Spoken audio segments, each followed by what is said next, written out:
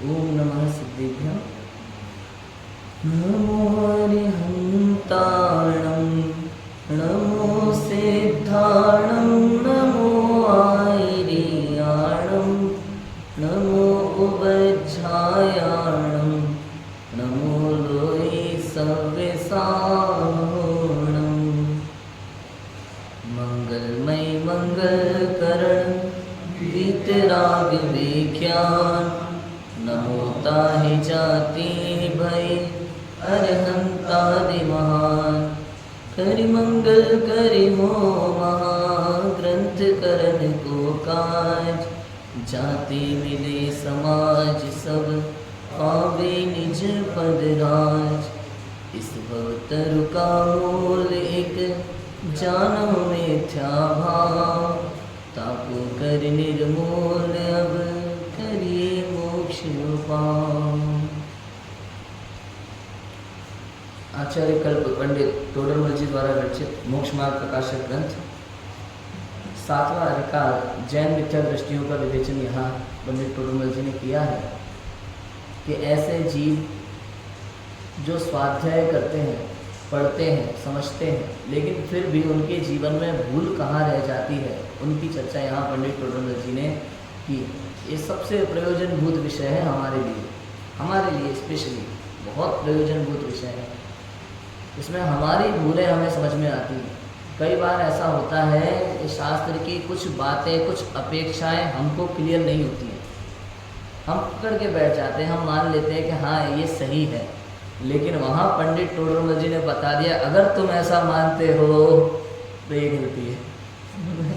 पंडित टोडरमल जी ने 7वें अधिकार में बार बार यही लिखा। अब यहाँ कोई कहता है अगर तू ऐसा मानता है, ये सारी बातें कहती है कि ये गलत है। ये कह करके बता देते हैं कि गलत मानते हो तुम। सम्यक व सन्मुख मिथ्या दृष्टि का प्रकरण चल रहा है कि भाई ऐसा जीव जिसे अभी तक सम्यक दर्शन नहीं हुआ है, लेकिन उसका चिंतन सही दिशा में है, उसका चिंतन सही दिशा में है। और मिथ्या दृष्टि जो थे निश्चयवासी, अभ्याभासी, व्यवहाराभासी जो मिथ्या दृष्टि की चर्चा की थी, उनका क्या था? टोटल विपरीत चल रहे थे, टोटल विपरीत चल रहे थे। सम्यक से एकदम उन्मुख थे, वो संसार बढ़ा रहे हैं। उनका प्रत्येक कार्य अगर उनको, और पता है वहाँ एक एक शब्द दिया धर्म धारक, मतलब वे जीव जो अपने आप को धर्मात्मा मानते हैं। अब इसमें वो भी लगाओ जो धर्म बुद्धि से धर्म धारक व्यवहाराभासी मिथ्या दृष्टि भी है। जो धर्म करते हैं धर्म बुद्धि से करते हैं, ये सोच के करते हैं कि यही मोक्ष मार्ग है, उनसे कहाँ भूल हो रही है। द्रव्यलिंगी मुनिराज कौन है? द्रव्यलिंगी मुनिराज जिन्हें आत्मानुभव नहीं हुआ। अगर उनके मन में ये विचार है कि 28 मूल गुण मोक्ष मार्ग है, तो धर्म बुद्धि से धर्म धारक व्यवहाराभासी मिथ्या दृष्टि की। जब तक जड़ की क्रिया से, बाह्य की क्रियाओं से आपको मोक्ष मार्ग दिखाई देता है, तो मिथ्यात्व है, घोर मिथ्यात्व है। कितना ही कर लो, कितना ही कर लो, तो कितना पढ़ लें और कितनी क्रिया कर लें। कई बार हम कहते हैं ना, भाई देखो ऐसा है, 2 तरह के लोग पाए जा रहे हैं अपने जैन समाज में वर्तमान में। कौन कौन से 2 तरह के लोग पाए जा रहे हैं? कि एक तो वो जो केवल आत्मा आत्मा की बात करते हैं, स्वाध्याय करते हैं, पढ़ते रहते हैं, बस स्वाध्याय चलता रहता है, बस 3 टाइम 4 टाइम। और एक वो जो व्रत उपवास करते हैं और बढ़िया पूजा पाठ करते हैं, भक्ति आरती करते हैं। 2 प्रकार के लोग अभी समाज में बढ़ चुके हैं, है ना। और अब बताओ कौन सा सच्चा मोक्ष मार्ग है? दिन रात स्वाध्याय करना सच्चा मोक्ष मार्ग है कि खूब भक्ति आरती व्रत आदि करना सच्चा मोक्ष मार्ग है? बताओ, स्वाध्याय करना सच्चा मोक्ष मार्ग है? दोनों नहीं है, दोनों ही नहीं है, दोनों ही सच्चा मोक्ष मार्ग नहीं है। क्यों? 11 अंग 9 पूर्व के पार्टी होने के बाद भी हम देखो रटे बड़े होते हैं एकदम, एक एक लाइन टीका सहित। बताओ कितना पढ़ लें आप? 415 गाथा याद कर लो, अमृत चंद्राचार्य की पूरी टीका वर्ड टू वर्ड याद कर लो। अब बताओ इसलिए यहाँ क्या कहा सम्यक तो सन्मुख मिथ्या दृष्टि के प्रकरण में, तत्व विचार वाला जीव सम्यक दर्शन का अधिकारी है, स्वाध्याय वाला नहीं है। ऐसा है नहीं, गजब की बात है। और यही बात पकड़नी है, बस हमें यही बात समझनी है। सारी बातें एक तरफ और तत्व विचार एक तरफ रख दिया है। इस पूरे प्रकरण में यही है, सारी बातें आपकी एक तरफ और तत्व विचार एक तरफ। तत्व विचार वाला जीव सम्यक दर्शन का अधिकारी है और कोई भी नहीं। कर लो आपको कितना करना है, क्या करना है धर्म के नाम पर, कुछ नहीं। 10 लक्षण चल रहे ना, भाई धर्म ही तो करना है। अब इस धर्म के नाम पर हम 10 लक्षण में क्या क्या करेंगे? भाई कौन कितने टाइम खाएगा बताओ? 1 टाइम खाएंगे, 2 टाइम खाएंगे, 4 टाइम खाएंगे, बताओ कितने टाइम खाएंगे धर्म हो जाए? इससे धर्म नहीं होता। शुभ भाव कितने कर ले कि धर्म हो जाए बताओ? कितने शुभ भावों से धर्म हो जाए? शुभ भाव विपरीत है, धर्म का विरोधी है, मोक्ष मार्ग का विरोधी है। मोक्ष मार्ग में बाधक है, साधक नहीं है शुभ भाव। पुण्य भाव भी पर आश्रित है, इससे धर्म नहीं होता। लिखी ना लाइन, नहीं बढ़िया लाइन है। पुण्य भाव भी पर आश्रित है, इससे धर्म नहीं होता। हम लगे हैं इसी को, तो हमें लगता है कि होता है, ये मिथ्यात्व है। हमें अपने मिथ्यात्व की पहचान नहीं हो पाती ना, कि हम कहाँ गलती कर रहे हैं बताओ। कई बार हमें लगता है, देखो हम वीतरागी देवसाज गुरु के अलावा किसी को नहीं मानते। 7 तत्व भी हमने पढ़ लिए, हमें डेफिनेशन पता है। आप हमसे पूरा प्रवचन करवा लो 7 तत्वों पे, हाँ? और यही तो कह रहे हैं आचार्य देव। क्या कह रहे हैं? देवसाज गुरु का यथार्थ श्रद्धान सम्यक दर्शन है और तत्वार्थ श्रद्धानम सम्यक दर्शन है। फिर बताओ कमी कहाँ रह गई? हमें तो पता है ना सब, देवसाज गुरु का स्वरूप भी पता है और प्रयोजन भूत 7 तत्व। आप तो प्रवचन करवा लो पंडित जी बिठा के, अभी पूरा पता है हमको, तो भूल कहाँ रह गई? तत्व विचार नहीं है बिल्कुल भी। पढ़ लिया, रट लिया, लेकिन अभी भी हमारी बुद्धि बाह्य में चल रही है, पूरी वैसी चल रही है कुल अपेक्षा। कैसी बुद्धि चल रही है हमारी? कुल अपेक्षा चल रही है पूरी बुद्धि। आप सोचो, जब कोई व्यक्ति केवल आत्मा आत्मा की बात सुन के मानने लग जाए कि नहीं आत्मा में ही सब कुछ है, बैठ जाओ एक कोने में चुपचाप, तो वो निश्चयवासी हो जाता है। कुछ नहीं करना अब हमें, बैठ जाओ एक कोने में चुपचाप, मैं तो बना बनाया भगवान हूँ, मैं तो पहला ही भगवान हुआ हूँ। और जैन धर्म कहता है कि भगवान जन्मते नहीं, भगवान तो बनते हैं। हम क्या मान के बैठ जाते हैं कई बार आत्मा आत्मा की बात सुन के, हम तो बने बनाए भगवान। और दूसरी तरफ एक व्यक्ति कुल अपेक्षा, कल रात को बताया था ना मैंने, कोई अंतर नहीं है अन्यमति में और हम में। यदि हमें देवसाज गुरु का पता नहीं है, स्वरूप की समझ नहीं है, तो कोई अंतर नहीं है उसमें और हमें। कल ही बात की थी सुबह अपन ने इस बारे में। पूरी क्रियाएं हमारी कुल अपेक्षा चल रही है बाहर में, आप देखिए पूरी क्रियाएं देखा देखी कर रहे हैं हम केवल, और कुछ नहीं। विचार नहीं है, इस विचार का अभाव है ना, यहाँ तक मिथ्यात्व है। ये आप समझना, तत्व विचार हो तो भी सम्यक दर्शन नहीं है अभी, लेकिन सम्यक तो सन्मुख हो जाता है। और जब तत्व विचार के बिना आप जो कुछ भी कर रहे हो, टोटल दिशा विपरीत है, पूरी तरह से उन्मुख है। इतनी सी बात है। क्या पढ़ा था हमने?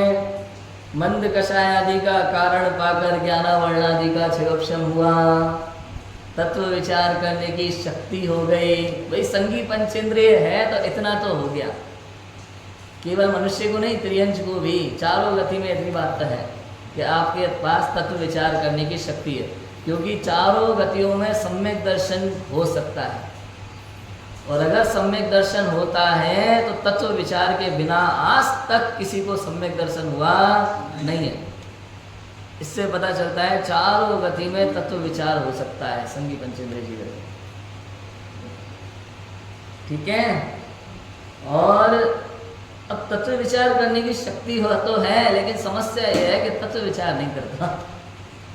शक्ति तो है लेकिन समस्या क्या है? तत्व विचार नहीं करता ये चीज। क्यों? क्योंकि मोह तीव्र है। मोह मंद हो तो तत्व विचार में उद्यमी होगा। मोह बंद होना बहुत जरूरी है अगर इसको तत्व विचार में उद्यमी होना है। मोह तीव्र है तो तत्व विचार में उद्यमी नहीं होता। इसकी बहुत चर्चाएं की थी हमने। मोह बंद हो, इसे एक लाइन पे 1 घंटा हमने बात की थी कि मोह बंद कब, मोह तीव्र कब है हमारा। जब तक आपको सांसारिक कार्यों की चिंता है तब तक मोह तीव्र है, आप तत्व विचार में उद्यमी नहीं हो पाए। पंडित जी, ज्ञानी जीव भी तो सांसारिक कार्य करता है कि नहीं करता पूरी जिम्मेदारी के साथ। भाई ज्ञानी अज्ञानी में फर्क पता है क्या होता है यहाँ पे इन कार्यों को लेकर के? अज्ञानी जीव प्रत्येक कार्य आकुलता पूर्वक करता है और ज्ञानी जीव प्रत्येक कार्य निराकुलता पूर्वक करता है। हर कार्य में हमारे आकुलता भरी हुई है। देखो लगा लो, जितने भी कार्य हम करते हैं सुबह से लेकर शाम, होगा कि नहीं होगा, इससे अच्छा कैसे हो सकता है, अरे ये करें वो करें, और अगर नहीं हो तो हमारा क्रोध मान माया लोभ सब हावी हो जाते हैं हमारे ऊपर। होता है कि नहीं होता? ये जो परद्रव्य में फेरफार करने की भावनाएं हमारी होती है, नहीं थोड़ी और मेहनत करें तो ये भी हो सकता है, ये भाव कौन सा है? अनंतानुबंधी है, दर्शन मोह है, अनंतानुबंधी है। ज्ञानी जीव को इस प्रकार के भाव नहीं होते, और अगर हो जाए तो गुणस्थान। सोचो कृष्ण का गुणस्थान गिरा होगा कि नहीं गिरा होगा? अगर उपशम सम्यक्त्व की अवस्था में रहा हो और नेमिनाथ की वाणी सुन करके बदलने का भाव आया हो तो गुणस्थान गिरेगा कि नहीं गिरेगा? गुणस्थान गिर जाता है तुरंत, टाइम नहीं लगता। इधर भाव हुआ और इधर खेल हुआ, अंदर ही अंदर, किसी को पता नहीं लगेगा, लेकिन गुणस्थान गिर गया। यदि आपको कुछ भी बदलने का भाव आता है, फेरफार करने का भाव आता है, बाहर में परद्रव्य में, गुणस्थान मिथ्यात्व, पहला गुणस्थान। हमारा तो तब बात आई गिरने की जब पहले चौथा हो जाए। हम तो कह रहे गुणस्थान मिथ्यात्व है।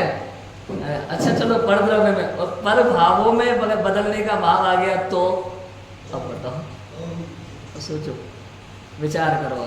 ये विचार करने की बात है।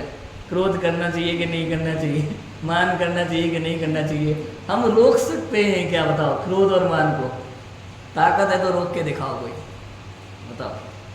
कषायों को रोक सकते हो, पाप भाव को रोक सकते हो, आप इन विकारी भावों को आप रोक सकते हो? मैं इन विकारी भावों का करता नहीं हूँ। और एक भाव है, मैं इनका करता नहीं हूँ, 100% नहीं हूँ, मुझमें ताकत नहीं है। तो बताओ, परद्रव्य के निमित्त से उत्पन्न हुआ ये विकारी भाव, मैं इससे पूर्णतः भिन्न हूँ। मेरे में उत्पन्न होता है, चूंकि आत्मा में ऐसी शक्ति पाई जाती है कि वो विभाव रूप परिणमित हो सकता है, इसलिए उसको विभाव का कर्ता कहा, इसलिए उसको विभाव का कर्ता कह दिया। लेकिन वास्तव में आत्मा कुछ कर सकता नहीं। आत्मा का स्वभाव ही जानना, देखना है, करना धरना नहीं है ही नहीं। और अगर फिर भी हमें लगता है, पचना मुश्किल होती है थोड़ी सी, ऐसी बात है। क्या बात कर रहे हैं आप? क्रोधाधिक का करता मैं नहीं हूँ, विकारी भाव का करता मैं नहीं हूँ, अहंकार का करता मैं नहीं हूँ, तो कौन है? परद्रव्य। परद्रव्य के माथे मत मरना भैया, और थोड़ी प्रॉब्लम हो जाएगी। मेरे अंदर उत्पन्न होता है लेकिन मैं इसका करता नहीं। सोचो, और अगर हो तो विचार करो आप। अगर आप इन भावों के, मैं कह रहा हूँ विकारी भावों का ही नहीं, आप निर्मल पर्याय के भी करता नहीं। बताओ, सम्यक दर्शन के करता हम हैं कि नहीं? केवल ज्ञान के करता हम हैं कि नहीं?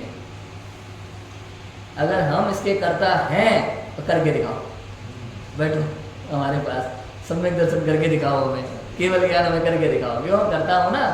करता तो उसे कहते हैं जो सदैव शक्ति वर्तमान में विद्यमान रहे उस रूप। करके दिखा दो आप तुरंत ही, तब मानेंगे हाँ आप करता हो। प्रकट अवस्था में स्वभाव किसे कहते हैं? जो सदा विद्यमान रहता है उसको स्वभाव कहते हैं। और ये क्या है? एक समय की पर्याय है, ये विभाव है। मैं इसका करता, इसको बहुत अच्छे से समझ सकते हैं हम। जितना अपन चिंतन करें उतना दिमाग खुल जाएगा इस मामले में।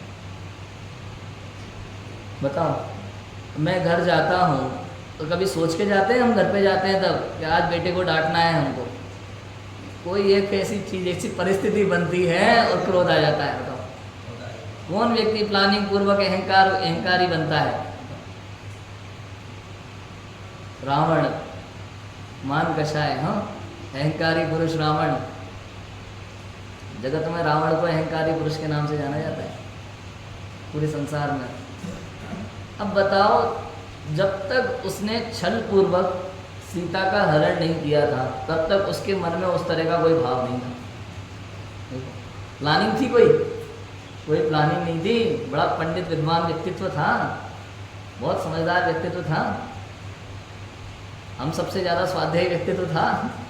तीर्थंकर के समूह शरण से होकर के आया था। नियम कहाँ पे लिया था उसने वो वाला कि जब तक कोई स्त्री मुझे नहीं चाहेगी मैं उसको हाथ नहीं लगाऊंगा, जबरदस्ती नहीं करूंगा। ऐसा नियम कहाँ लिया था उसने? समूह शरण में तो लिया था मुनि सुब्रतनाथ भगवान। लेकिन फिर भी देखो परिस्थितियां कब कैसी बन जाए और कषाय उत्पन्न हो जाए। बताओ, मैं करता हूं कि अपने आप हुई? मैं दूर कर सकता हूं अपने आप उत्पन्न हो रही है, अपने आप एक समय का परिणाम उत्पन्न होता है, चला जाता है। मेरा इसमें कुछ भी लेना देना नहीं है। मैं तो अनादि अनंत परिपूर्ण स्वभाव वाला हूँ। मेरे स्वभाव में जरा सा भी विभाव ने मेरा कुछ बिगाड़ा नहीं है। आप कुछ बिगाड़ा हो तो बताओ? कुछ भी नहीं बिगाड़ा। जिस प्रकार खदान में से सोना मिट्टी के साथ निकलता है ना, पता नहीं कब का दबा हो, सोना हो हीरा हो, मिट्टी के साथ खदान में से निकल रहा है। अब मिट्टी सोने रूप नहीं होती, सोना मिट्टी रूप नहीं होता, जरा सा फर्क नहीं पड़ता, चाहे कितना ही समय से हो। इसको कहते हैं स्वभाव, बदलता नहीं है। ऐसा मेरा स्वभाव है। कितना ही विकारी भाव आ जाए, मेरे स्वभाव में रंच मात्र भी कमी नहीं होती, बढ़ता नहीं है, कम नहीं होता। देखो है, स्वभाव तो वैसा का वैसा रहता है, सदा वैसा का वैसा रहता है। ऐसा मैं हूँ। और इतनी समझ हो जाए, इसको कहते हैं वस्तु स्वरूप की सच्ची समझ। इतना ही तो समझना है, करना क्या। मोह मंद हुआ जिससे तत्व विचार में उद्यमी हुआ।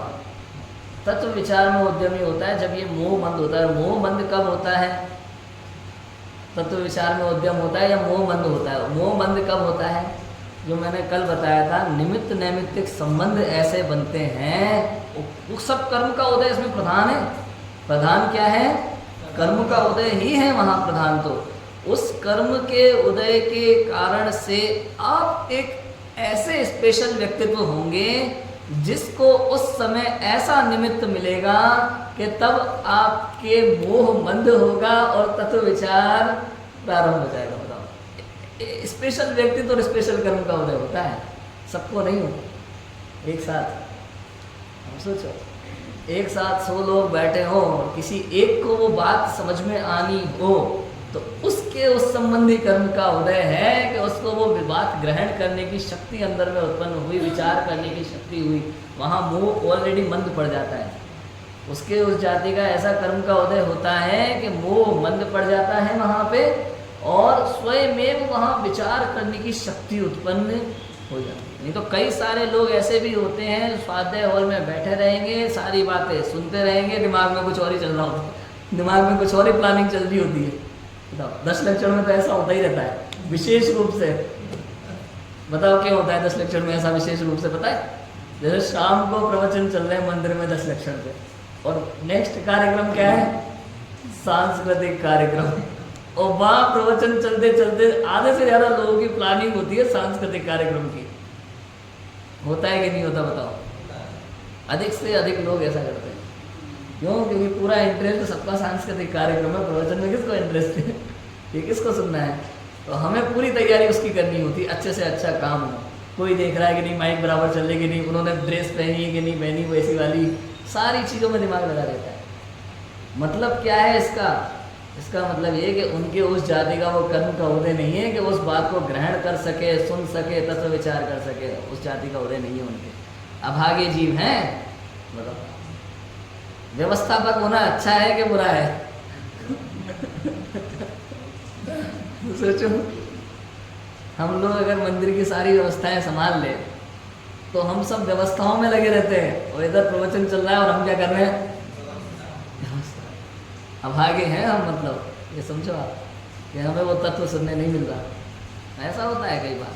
अपन पंच कल्याणक में जाओ और अपन का कोई विशेष कार्यक्रम वहाँ पे अलग से हो, तो पूरे पंच कल्याणक में हमारा दिमाग नहीं होता। हमारा दिमाग कहाँ होता है?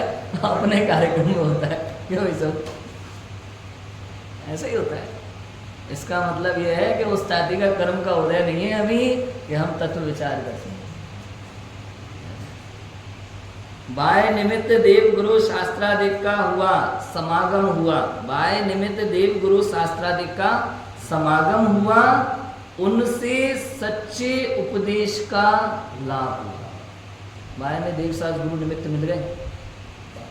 ये किन को मिले हैं? कितने जीवों को मिले हैं? हम एक छठे जीव हैं, बस छठे हुए जीव हैं, थोड़े बहुत करोड़ों में कहते ना, करोड़ों में एक मेरा राजा बेटा। हम सब वो हैं जिनवाणी माँ के राजा बेटा, करोड़ों में एक है हम, जिनको ये बातें सुनने मिल रही है, लोरियाँ सुनने मिल रही है जिनवाणी की। महिमा आनी चाहिए। बताओ, लोग में कोई कह रहे अरे भाई साहब आप करोड़ों में एक, ऐसा भूल जाते हैं तो बहुत बड़ी बात कह दी हो। और यहाँ हम कह रहे हैं कि जिनवाणी माँ के लिए आप करोड़ों में एक हो, कि उसने आपको चुना है ये बात सुनने के लिए, समझने के लिए। हमें महिमा नहीं आती, ऐसा होता है। भाई निमित्त देव गुरु शास्त्रादिक का हुआ और सच्चे उपदेश का लाभ, सच्चे उपदेश का लाभ। कल बात की थी ना अपन ने, सच्चे उपदेश का लाभ। सच्चा उपदेश मिलना और सच्चे उपदेश का लाभ होना दोनों अलग अलग बात है। उपदेश बहुत लोगों को मिल जाता है। कई लोग ऐसे हैं जो डेली शास्त्र पढ़ते हैं, मुझे तो मिलते हैं, बोलते पंडित जी देखो ऐसा है, आधा घंटा नियम से रोज में शास्त्र पढ़ता हूँ। पढ़ लेते हैं बस, बाकी कुछ नहीं, समझ में आया नहीं आया उससे मतलब नहीं है। सुन लेते हैं, समझ में आया नहीं आया इससे मतलब नहीं। इसको कहते हैं सच्चा उपदेश का मिलना, लेकिन लाभ नहीं होता। लाभ कब? जब आपके अंदर उस संबंधी ग्रहण बुद्धि हो, ग्रहण होना हो, तत्व विचार शुरू हो जाए, इसको बोलते हैं सच्चे उपदेश का लाभ। तो हम सबके पास ये चीज़ है।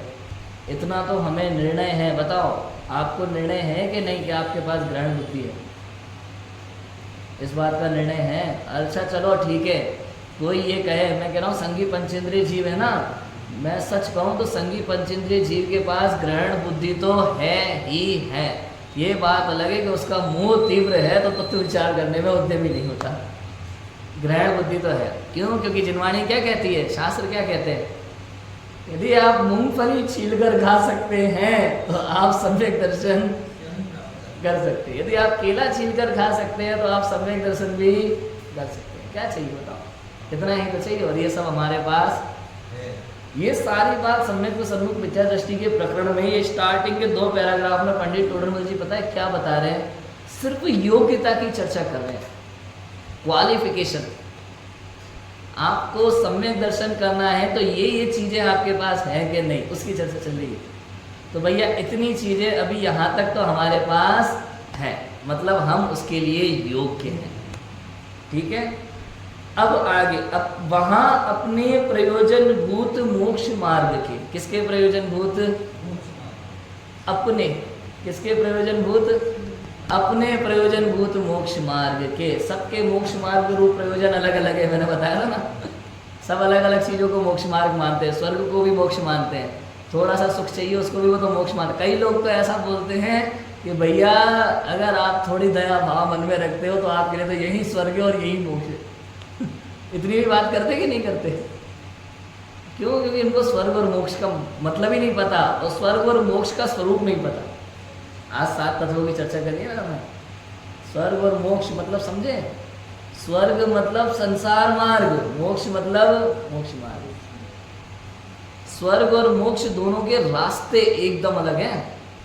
कई लोगों को ऐसा लगता है कि भाई मुनि दीक्षा ले लें और आत्म ध्यान में लग गए तो मोक्ष नहीं गए तो स्वर्ग तक तो पहुंच ही जाएंगे। ऐसा लगता है रास्ते में है। रास्ते में नहीं है भैया, रास्ते ही अलग अलग हैं। रास्ते अलग अलग हैं। स्वर्ग मिलता है शुभ भाव से और मोक्ष मिलता है शुद्ध भाव से, वितराग भाव से। रास्ते अलग अलग है दोनों। देव गुरु धर्मादि की कल हमने काफी चर्चा की थी। देव गुरु धर्मादि का निर्णय कैसे करना, देव का निर्णय करना, गुरु का निर्णय करना, शास्त्र का निर्णय करना। गुरु सच्चे तो वही हैं जिनके अंदर में 3 कसाय चौकड़ी का अभाव है। सच्चे गुरु तो वही हैं, दिगंबर मुनिराज तो वही हैं। क्यों? क्योंकि अष्टपावड़ में आचार्य कुंद ने लिख दिया, दर्शनहीन बंधन योग्य ना। सम्यक दर्शन के बिना भले बाहर में 28 मूल गुण हो तो भी बंधन योग्य नहीं, ऐसा लिखा। लेकिन किंतु आप इसका निर्णय नहीं कर सकते। आप अगर चरणानियोग की अपेक्षा से जब इस बात को पढ़ोगे तो चरणानियोग यही कहेगा कि बाय में 28 मूल गुण हैं तो पूछे हैं, सीधी बात है, पूछे हैं। आप निर्णय नहीं कर सकते। आहार करते करते गुणस्थान गिर जाता है, शौच करते करते, विहार करते करते गुणस्थान गिर जाता है। आपको क्या पता अंदर में क्या चल रहा है? आपको केवल दिख सकता है बाय में 28 मूल गुण, आप उसी के आधार पर निर्णय कर सकते हो, बस इसलिए पूछे। लेकिन 28 मूल गुण भी नहीं है तो दूर रहना, दूर रहना। क्यों दूर रहना भाई? ऐसा क्यों कह रहे हो आप कि दूर रहना? वो इसलिए कह रहे हैं कि भाई अगर आपने ऐसे किसी को गुरु मान लिया जिनके 28 मूल गुण नहीं पल रहे हैं, जैन धर्म जिसको गुरु नहीं स्वीकार करता, जिनवाणी जिसको गुरु स्वीकार नहीं करती और उसको आपने गुरु स्वीकार कर लिया, तो आप पता है कौन हो? आप धर्मद्रोही कहलाएंगे। कौन कहलाएंगे? धर्मद्रोही। नहीं आई बात समझ में? किस अपेक्षा से धर्मद्रोही कह दिया मैंने? कल एक बात करी थी मैंने, कलेक्टर का उदाहरण दिया था ना कल मैंने। हमारे यहाँ तो पद को नमन होता है, व्यक्ति को नमन नहीं होता। कलेक्टर कोई बैठा है, मान लो वो रिश्वत ले रहा है, अब उसको फिर भी कलेक्टर माने तो वो देशद्रोही कहलाएगा कि नहीं कहलाएगा? बताओ, सोचो। कोई गलत व्यक्ति अपने पद का गलत इस्तेमाल कर रहा है और हम उस बात को छुपा के उसकी विनय कर रहे हैं, उसको उसी तरह का सम्मान दे रहे हैं, तो हम देशद्रोही कहलाएंगे कि नहीं कहलाएंगे? बताओ। तो देशद्रोह सबसे बड़ा अपराध माना जाता है। बताओ, इससे बड़ी कोई सजा है देश में? देशद्रोह सबसे बड़ा अपराध माना जाता है। ऐसे ही जब यहाँ धर्म में ऐसा होता है कि आपने कोई नियम संयम लिए, पूरी दुनिया में दिखा रहे हैं कि हम ऐसे हैं और अंदर में वैसे नहीं हूँ मैं, और नियम लेकर के उसको तोड़ देते हैं और फिर भी उसको चलाते हैं मतलब समझे? अरे चलता है, इतना तो चलता है, इसका नाम है धर्मद्रोह। आप धर्म के साथ क्या कर रहे हैं? द्रोह कर रहे हैं। और थोड़ा क्लियर करें भाई, अगर आपने 28 मूल गुणों बिना किसी मुनि को नमस्कार किया, सच्चा मुनि मान करके यदि आप नमन करते हो उनको, सच्चे मुनि वाला सम्मान देते हो उनको, तो आज तक जितने भावलिंगी संत हुए हैं, जितने सच्चे मुनिराज हुए हैं, उन सब का आप अवर्णवाद करते हो। सोचो आप, नहीं आई बात समझ में? अपने पिता को छोड़कर यदि आप किसी और को पिता कहते हैं तो अवर्णवाद किसका होता है? बताओ। अपने पिता का अपमान हुआ कि नहीं हुआ? ऐसे ही यदि आप सच्चे दिगंबर मुनिराजों को छोड़ करके किसी को भी सच्चा मान लो और उस प्रकार की विनय करो, तो सच्चे मुनिराजों का अवर्णवाद हुआ कि नहीं होगा? ये सब विचार करने जैसी बातें हैं, छोटी बातें नहीं है। हमें लगता है अरे इसमें कौन सी बड़ी बात है, इतना कर लिया तो क्या हो गया? ऐसा नहीं है, जैन शासन है। छोटी छोटी बात में बहुत गहराई है, इसलिए बहुत गहराई से पकड़ना। दुनिया क्या कहती है इसकी चिंता छोड़ देना। मोक्ष आपको जाना है, दुनिया को नहीं। अगर दुनिया के हिसाब से चलोगे तो संसार मार्ग में भटकते रहोगे। बिल्कुल मन से निकाल देना, लोग क्या सोचेंगे, ये मन से निकाल देना, मैं तो अकेला रह जाऊंगा। अरे अकेला ही तो रहना है अगर मोक्ष जाना है तो अकेला ही रहना है। अकेला मतलब अकेला नहीं, अकेला मतलब एकाकी। अकेला और एकाकी में अंतर होता है। अकेला मतलब वो होता है यार कोई मुझसे तो बात ही नहीं करता, मैं तो बड़ा परेशान हूँ, दुखी हूँ, कोई मुझे अपना नहीं समझता, मेरे पास तो कोई नहीं है, ये अकेला है ना, मेरा कोई दोस्त भी नहीं है, रो रहा है, ये अकेला है। और एकाकी जो अपने आत्म स्वभाव में एकत्व पूर्वक अपने आत्म स्वभाव का आनंद लेते हैं, वो कौन है? वो एकाकी। हमारे दिगंबर मुनिराज वो एकाकी। अंतर होता है, ठीक है। देव गुरु का निर्णय किया हमने, कल बहुत चर्चा की थी। धर्म क्या है? धर्म की भी मैंने बताया था बात। धर्म क्या है? धर्म के नाम पर हम जो कुछ भी करते हैं वो धर्म नहीं है। धर्म उससे कुछ अलग है। धर्म क्या है? धर्म तो वस्तु स्वभावो धर्मो, वस्तु का स्वभाव धर्म है। मेरा जो स्वभाव है वो धर्म है, मेरा कार्य क्या है, जानना देखना, ये मेरा धर्म है। मैंने बताया था ना लौकिक अपेक्षा से भी, विद्यार्थी का धर्म क्या है, पढ़ाई करना, पत्नी का धर्म पति की सेवन करना ऐसे ही आत्मा का काम क्या है, जानना देखना, ये मेरा धर्म है। उत्तम समाधि, ये सब क्या है, ये मेरे धर्म है, ये धर्म है, ये स्वभाव धर्म है और विभाव अधर्म है। धर्म के नाम पर हम जो कुछ भी करते हैं वो धर्म नहीं है। बताओ कितने दान दे दें, 1 करोड़ 2 करोड़, धर्मात्मा कहलाएंगे? ये धर्म नहीं है। इसमें मानना भी मत गलती से भी, सोचना भी मत।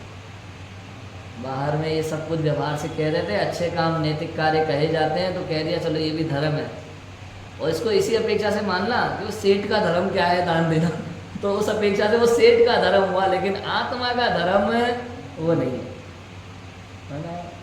लौकिक में भी अगर आप देखो इस प्रकार से, पुजारी का धर्म क्या है, पूजा करना, पंडित जी का धर्म क्या है, स्वाध्याय करना और कराना।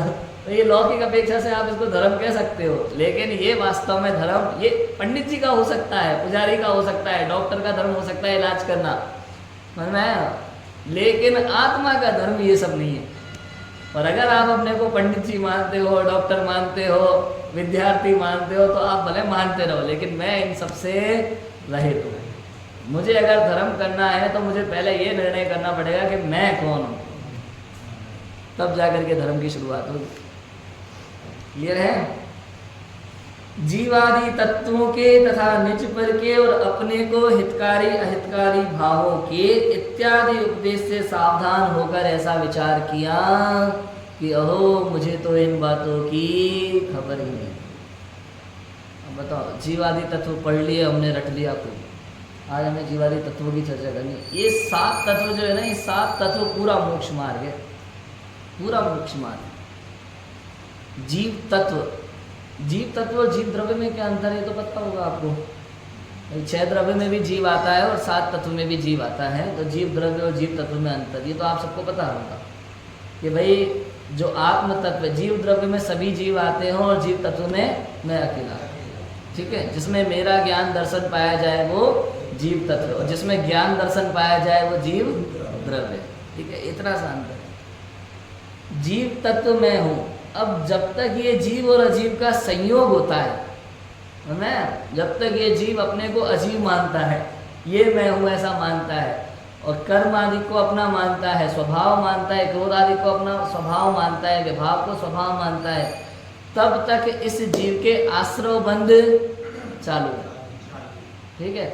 और जब ये मानने लग जाता है कि ये है और ये मैं हूँ, समझ, ये मैं हूँ और ये मैं नहीं हूँ, ये मैं हूँ ज्ञानादि गुण की खान और ये रसादि गुण की खान मैं नहीं हूँ। जब इस जीव को ऐसा निर्णय होता है, ऐसा अनुभव होता है, ऐसी प्रतीति होती है, तो आश्रव बंध रुकता है और संवर निर्जरा हो जाता है। पूर्ण रूप से जब कर्म झड़ जाते हैं तो मोक्ष जाता है। ये पूरा मोक्ष मार्ग 7 तत्वों में है, पूरे मोक्ष मार्ग की चर्चा है इन 7 तत्वों में।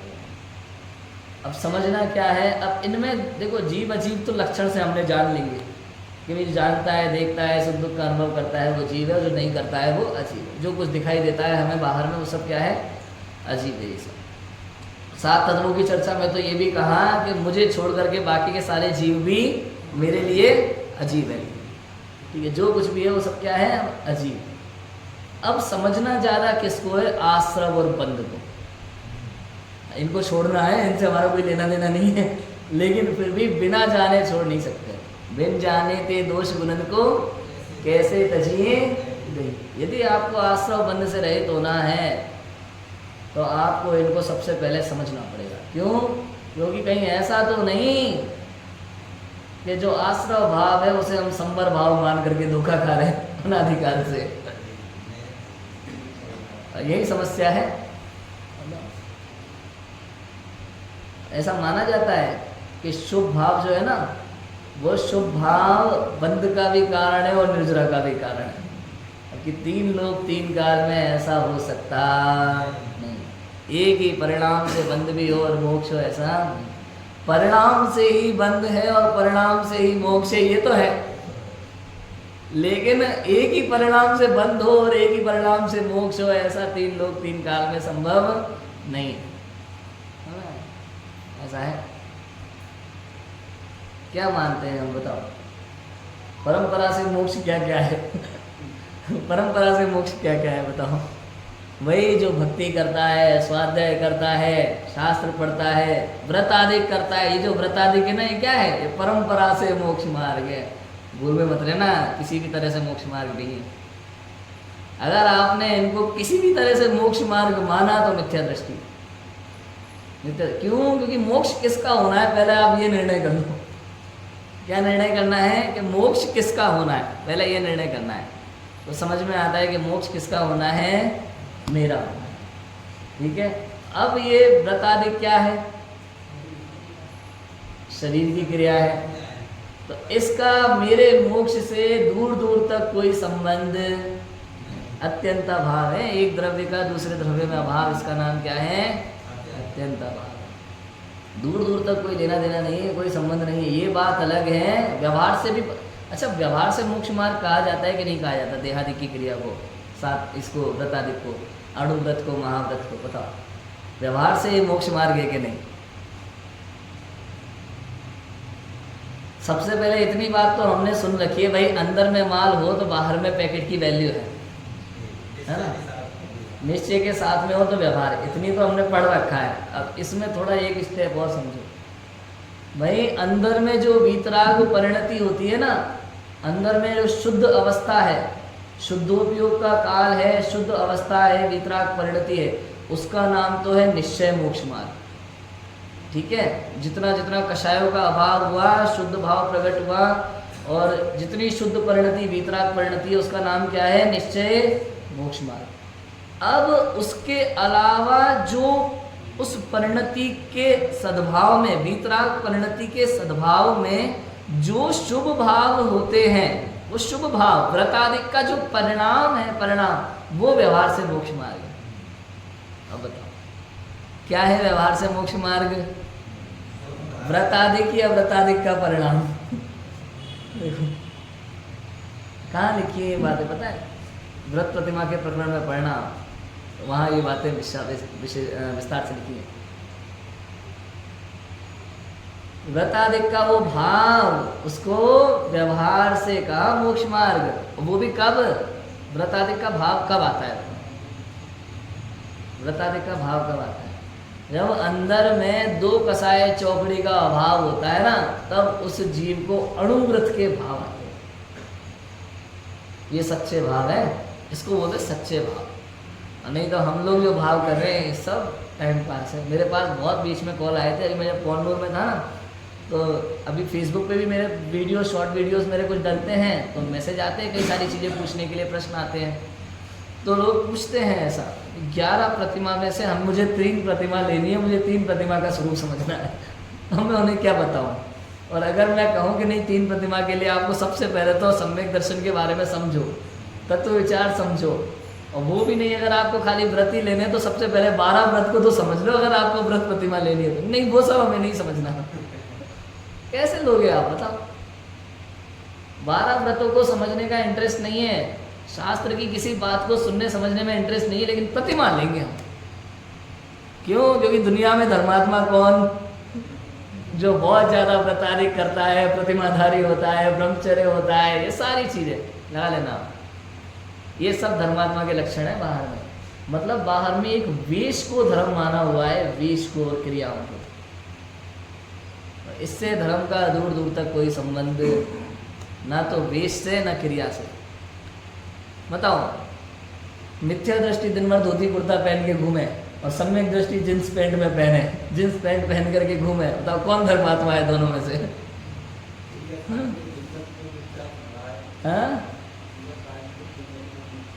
हाँ बिल्कुल है।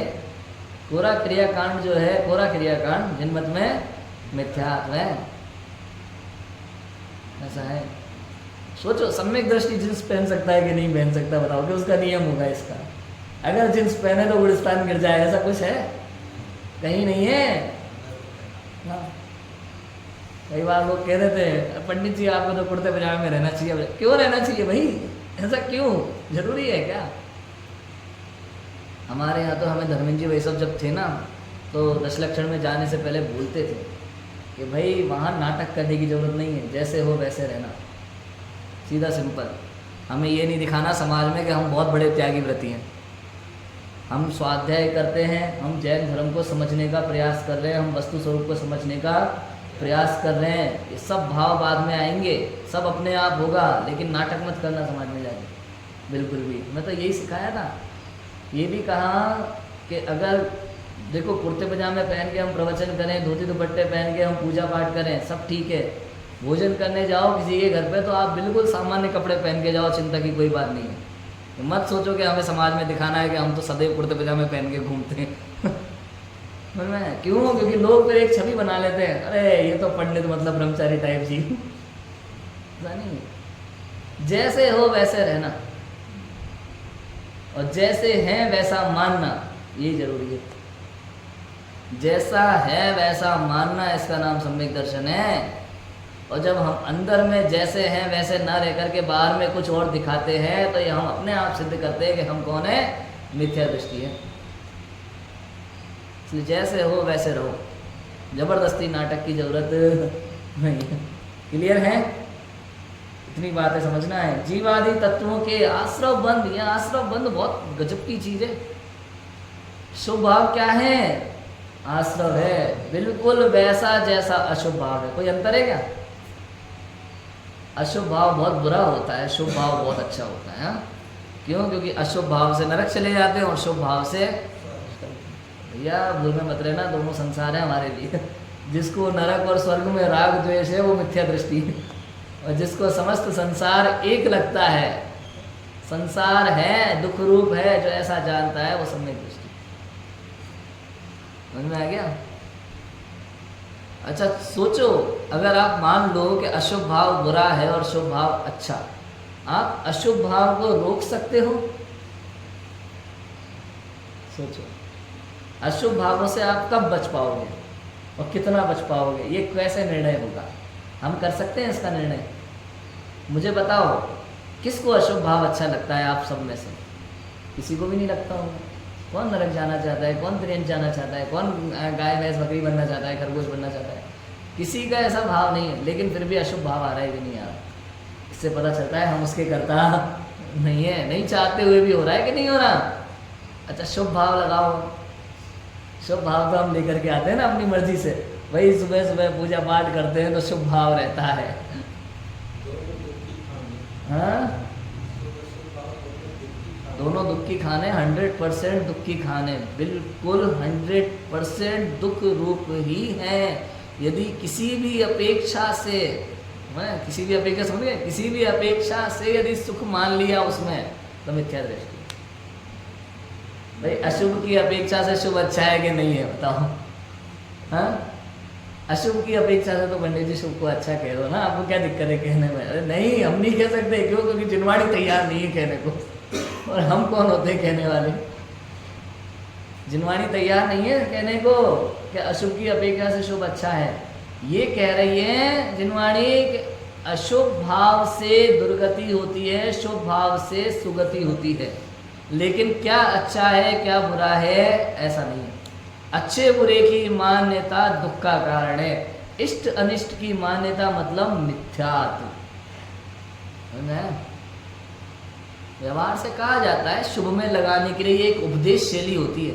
उपदेश शैली मतलब समझे, हम किसी को भी केवल समझा सकते हैं, बस इतना। मतलब समझा सकते हैं मतलब कह सकते हैं, अपने समझाने रूप विकल्प की पूर्ति होती है बस।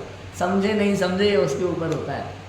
आप सोचो, आप अपने बच्चों को क्या उपदेश दोगे? बेटा कोई अगर तेरे को मारे ना तो 2 थप्पड़ मार के ही सुनना नहीं है किसी की, ये उपदेश देते हैं हम तो यही कहते हैं बेटा अपन को किसी से झगड़ा नहीं करना, कोई कुछ भी कहे अपन को बच के रहना है, अपन को सबसे मीठे बोल बोलने हैं, हमको सबसे प्यार से बात करनी है, हमें झगड़ना नहीं। इसके बाद अगर कोई उससे 2 बातें कह दे और वो झगड़ ले तो वो उसका काम। लेकिन हमारा उपदेश तो क्या रहेगा कि ऐसा नहीं करना। ऐसी जिनवाणी में उपदेश है हम बच्चों के लिए। किसके लिए?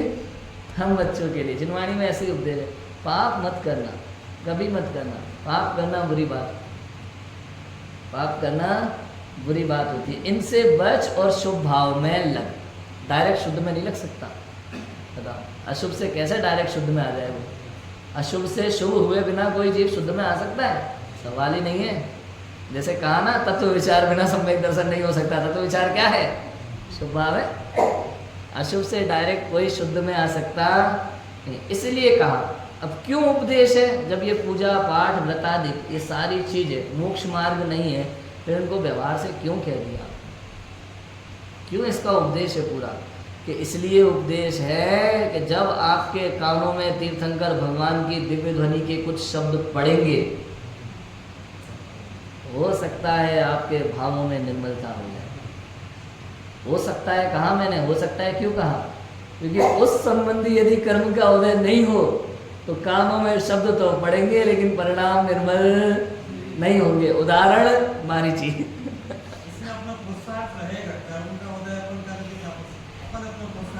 पुरुषार्थ किसे कहोगे इसमें आप? पुरुषार्थ पता है क्या है इसमें? जैसे उपदेश का निमित्त मिला और परिणाम निर्मल हुए, ये जो परिणाम निर्मल हुए ना, इसका नाम पुरुषार्थ है। इसी को पुरुषार्थ कहते हैं। पुरुषार्थ की जब बात आ जाए तो ये मत सोचना कि पुरुषार्थ करना नहीं, पुरुषार्थ होना। हमेशा ध्यान रखना। बहुत सीधी सी बात है और सिंपल सी बात है। जब हमने सोच लिया कि पुरुषार्थ करना पड़ेगा, कर्तव्य बुद्धि, मिथ्यात्व, अज्ञान रुलेंगे संसार में एक भाव के कारण से। और अगर कुछ नहीं सोचा और आत्म स्वरूप का निर्णय किया बस, तो अंदर में अपने आप काम होगा। जो प्रोसेसिंग चल रही होती है ना अंदर में, वो सब पुरुषार्थ है। जैसे जैसे वो वितरागता बढ़ती है, ये चौथे गुण स्थान होता है, वो कुछ समय का निर्विकल्प अनुभव होता है ना, अंतर्मुक्त काल। और उसके बाद में भी पंचम गुण स्थान वर्ती जीव भी हो। अब मैंने बताया था ना, प्रतिमा का पहले दिन लिया था, तो 11 स्टेप हैं।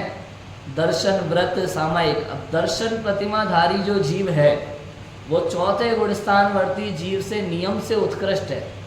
उसमें शुद्धता जो है वो नियम से अधिक होगी, अनंत गुणा अधिक होगी। सम्यक दर्शन तो चारों गतियों में हो सकता है, लेकिन दर्शन प्रतिमा चारों गति में हो सकती है कि नहीं होता? क्योंकि पंचम गुण स्थान या तो त्रियंशों के होता है या मनुष्यों के होता है, चारों गति में नहीं, लेकिन त्रियंशों को हो सकती है दर्शन प्रतिमा, वहाँ है। अब जब उसके व्रत प्रतिमा, व्रत लेने के भाव आए ना, अब देखो दर्शन प्रतिमाधारी जीव को व्रत लेने के भाव नहीं आते, लेकिन जब वो दर्शन प्रतिमाधारी जीव एकांत में बैठकर तत्व विचार कर रहा होता है, और जब वो अंदर में जाता है और उसकी शुद्धता बढ़ती है, वितरागता बढ़ती है। ठीक है, अंतर्मुहूर्त में कई सारे प्रकार है ना, मध्यम अंतर्मुहूर्त के बहुत भेद है। तो मान लो अभी तक जो निर्विकल्प अनुभव 4 समय, 5 समय, 6 समय का था, और 8 समय, 10 समय, 12 समय का हो गया, इतनी जो शुद्धता बढ़ी, और प्रति समय अनंत गुणी विशुद्धता बढ़ती है अंदर में, और जो उतनी विशुद्धता बढ़ी, तब वो एक लेवल आया कि अब उसको व्रत के भाव आने वाले। अब बताओ, ये सारी बातें सोचने से होती है, प्लानिंग से होती है, कि अपने आप चल रहा है सारा काम। ये बातें हैं, इतना इजी है, मतलब कोई कठिन चीज़ें नहीं है, बहुत इजी है। हमें समझ में आना चाहिए, हमें सुनने की भावना होना चाहिए। अपन सबको ये बातें समझ में आ रही हैं, इसका मतलब हमारे पास अभी ये योग्यता है, ग्रहण करने की बुद्धि है कि हमें वो तत्व की बात समझ में आ रही है। समझ में आ गया? प्रयोजनभूत तत्व की मूल बातें हैं। आप कर्णन योग की बातों का खुद विचार करो, उसको लब्धि में नहीं लिया, उसको लब्धि में नहीं लिया, तत्व विचार में नहीं लिया जाता उसको। वो विचार कर लो 3 लोग का क्या स्वरूप है, कैसा है, लेकिन इतना है कि उसका विचार करने से, कर्णन योग आदि का स्वाध्याय करने से कषाय मंद तो होती है। इतना है, कषाय मंद तो होती है, इतना तो होता है, लेकिन तत्व विचार में नहीं लिया उसको। समझ आया? तत्व विचार में नहीं लिया उसको, ऐसा है। जीवादि तत्वों के स्वरूप का विचार, ऐसा विचार किया कि अहो मुझे तो इन बातों की खबर ही नहीं थी। ये लाइन कनेक्टेड है हर चीज में। देव गुरु धर्मादिक जीवादिक तत्व निज पर और अपने हितकारी अहितकारी भाव, इन चारों के साथ ये लाइन लगाओ अंत्य दीपक की तरह। जैसे नमोकार मंत्र में लगाते ना, नमो लोय सव्वरे अंताणम, ऐसे लगाना है। अपने प्रयोजन भूत मोक्ष मार्ग के देव गुरु धर्मादिक के उपदेश से सावधान होकर ऐसा विचार किया कि अहो मुझे तो इन बातों की खबर ही नहीं थी। ऐसे ही जीवादि तत्वों के उपदेश से सावधान होकर ऐसा विचार किया कि अहो मुझे तो इन बातों की खबर नहीं। मतलब देव गुरु धर्म के बारे में जितना हमें पता था इससे कुछ अपूर्व बात है, ऐसा विचार हुआ है।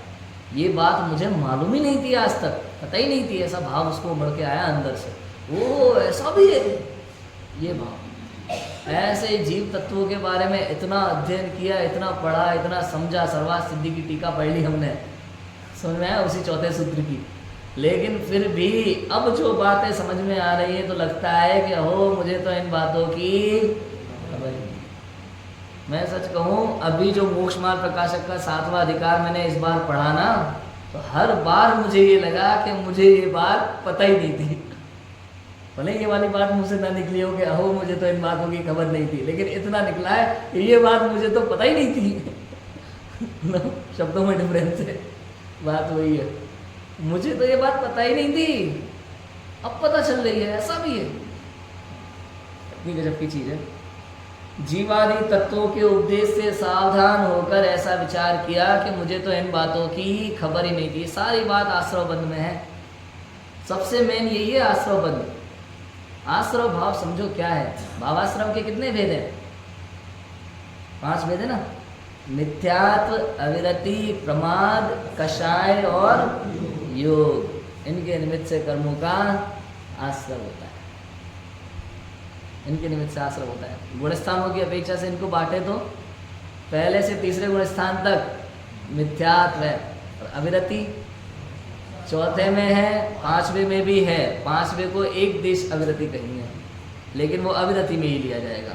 जब हम इसकी बात करेंगे ना 5 भावों की, तो उसको 5वें को किस में लिया जाएगा? अविरति में। और 6वें के बाद सब विरति है। ठीक है। मिथ्यात्व, अविरति, प्रमाद। प्रमाद कौन से गुण स्थान तक है? पहले से 6वें तक प्रमाद, और 7वें से सब अप्रमत्त। कषाय कहाँ तक है?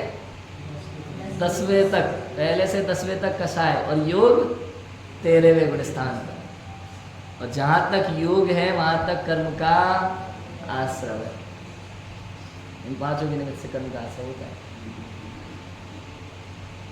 अब इस आश्रव में अब देखना, मिथ्यात्व के निमित्त से जो आश्रव हो रहा है कर्म का, वो किसका? दर्शन, मोहनी, अनंतानुबंधी, कषाय, खतरनाक आश्रव। और फिर आगे 5वें गुण स्थान में, अब इसमें आश्रव को थोड़ा समझना। आश्रव बंद कई बार क्या लगता है ना हमें कि भाई शुभोपयोग से भी बंद है। अच्छा, शुभोपयोग के काल में बंद होता है कि नहीं होता? और शुद्धोपयोग में के काल में बंद होता है कि नहीं होता? यहाँ थोड़ा हमें आश्रव बंद को समझना है। भाई शुभोपयोग के काल में भी बंद होता है और शुद्धोपयोग के काल में भी बंद होता है। अच्छा, शुभोपयोग के काल में संवर निर्जरा है कि नहीं है?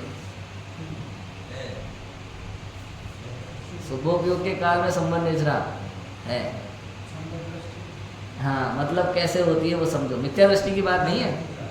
देखो कैसे होती है, मैं समझाता हूँ। जैसे चौथा गुणस्थानवर्ती जीव है ना, उसके मिथ्यात्व और अनंतानुबंधी का क्या हो गया?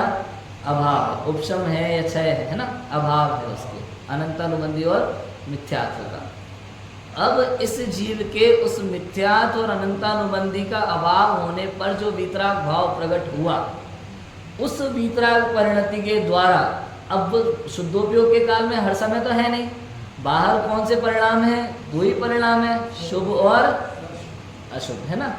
अब इन शुभ अशुभ के काल में भी, शुभ अशुभ के काल में भी वो जो वीतराग परिणति चल रही थी, तो उस मिथ्यात्व और अनंतानुबंधी संबंधी कर्म की संवर निर्जरा चालू है कि नहीं है? समझ में आ गया? अपेक्षा क्लियर हो गई? चालू है कि नहीं है? और बाकी का जो, अब देखो कोई चौथा गुणस्थानवर्ती जिसके शुद्धोपयोग का काल चल रहा है और 7 प्रकृतियों का, उपशम है ना, या क्षय है। अब उसके अप्रत्याख्यानावरण का कषाय सब मौजूद है। शुद्धोपयोग के काल में भी उनका आश्रव बंध चालू है कि नहीं है, इतना समझना है, ऐसा है। क्लियर हो गया। और यही सारी भूलें, ये बहुत सूक्ष्म भूलें हैं जो हम नहीं समझ पाते। बहुत स्वाध्याय करने के बाद भी ऐसी कई चीज़ें हैं जो हमें पकड़ में नहीं आ पाती, लेकिन ऐसा है। पंडित टोडरमल जी ने तो मोक्ष मार्ग प्रकाशक में इन बातों को भी इतना गजब क्लियर किया है, क्या बताए। वो 7वां अधिकार उन्होंने लिखा ही इस दृष्टि से कि हमको ये बातें क्लियर हो जाए। सच तो ये है, समझ में आ गया। आश्रव भाव, बंध भाव, कौन कौन से भाव आश्रव बंध हैं भाई? पूजा पाठ का भाव, व्रत आदि का भाव, ये सारे भाव क्या है? संसार मार्ग है। तत्व विचार का भाव मोक्ष मार्ग है कि संसार मार्ग है? तत्व विचार का भाव, तत्व विचार का भाव संसार मार्ग है। क्यों? क्योंकि वो शुभ भाव है। क्लियर है। तत्व विचार करते करते जो उपयोग आत्मा में तद्रूप होता है और आत्मा में अनुभव हुआ, वो वीतराग परिणति, उस वीतराग परिणति का नाम क्या है? वो मोक्ष मार्ग। जब तक वीतराग परिणति नहीं है, जब तक निर्विकल्प अनुभव नहीं है, तब तक वो शुभ भाव है। और वो सारा शुभ भाव एकमात्र संसार का कारण है, मोक्ष का कारण है, कहीं से कहीं तक नहीं। ये सारी चीजें हैं समझने जैसी। क्लियर हो रही है सारी बातें? बहुत गजब की बात है। तो ये जीवा, अब ये जीवादी तत्वों का जो उपदेश से सावधान होकर ऐसा विचार किया, अहो मुझे तो इन बातों की खबर ही नहीं। इन बातों की खबर कितने लोगों को होती है? बहुत गहन स्वाध्यायी जीव होते हैं कुछ, जो रुचि से एकदम आत्म कल्याण के भाव से इन बातों को पढ़ते और सुनते हैं, उनको ये बातें क्लियर हो पाती हैं।